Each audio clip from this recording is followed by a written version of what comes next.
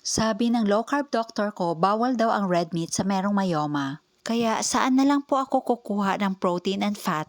Pasensya na po ma'am at hindi dapat ipagbawal ang red meat sa merong myoma. Unang-una, alamin po natin ano ang cause ng myoma. Ang dahilan po ng myoma ay ang pagkain ng mga high in carbohydrates or sugary foods and beverages na siyang dahilan ng hyperinsulinemia ng isang tao. Ang epekto po ng hyperinsulinemia ay ang pagtaba ng isang tao, kasama na ang pagtaas ng blood pressure, blood sugar, metabolic syndrome, chronic diseases, unwanted body mass formations, kagaya ng paglaki ng ating belly part, pati ang pagtubo ng kung ano-anong mga bukol. Kasama na dito ang mga nodules, tumors, cysts, mga myoma, PCOS, and the likes. Kaya ang dapat po nating iwasan ay ang pagkain ng mga high in carbohydrates or sugary foods and beverages para maiwasan ang mga sakit kagaya ng mga binanggit kanina, kasama na ang myoma.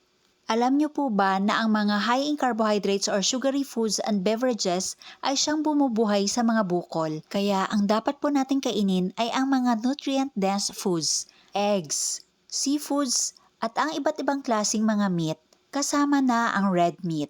Ang mga binanggit ay kailangan po ng katawan natin para sa pag-repair ng mga damaged cells, production of new cell membranes, for the production of hormones, proper brain function, and many more. Kagaya ng binanggit ko kanina na ang mga high carb or sugary foods and beverages ang siyang bumubuhay sa mga bukol. Kabaliktaran naman sa mga eggs, seafoods and meat o ang mga protein and fat dahil ang mga nabanggit ay very low to zero carb.